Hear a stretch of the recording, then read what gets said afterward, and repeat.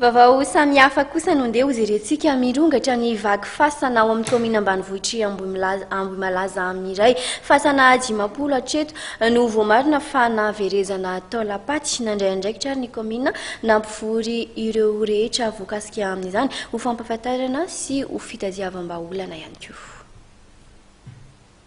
Fasana Dimapolo ankehitriny no fantatra fa vaky ary nahaverezana taolam-balo amin'ny komina Ambohimalaza amin'iray.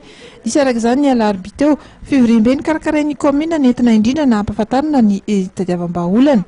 Fivoriana notarian'ny ben'ny tanàna Ramanantsombola nahitana ireo rehetra manana fasana eny an-toerana, ireo ray aman-dreny ao an-tanàna sy ny fokon'olona ary ny zandary.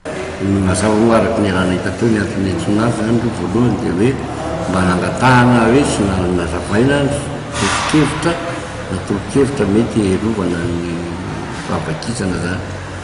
Dia faharoa moa zany anisan'ny zavatra lehibe koa nanentanana zareo mba hijery ny toerana dia fasana zany hoe tefa misy vaky sambola tsisy vaky.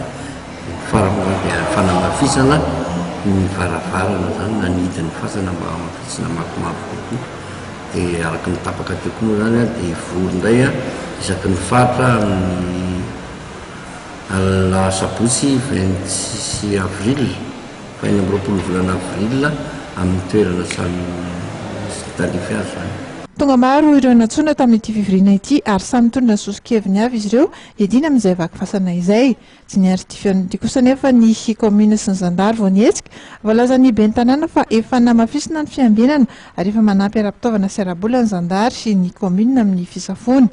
Tsy ampy anevo izany fa dia mila tolo-tanana sy hevitra avy amin'ny rehetra izy ireo satria dia ahitana fokontany 220 be izao ity komina ity ka izay no nampiantsoana ny fivoriana.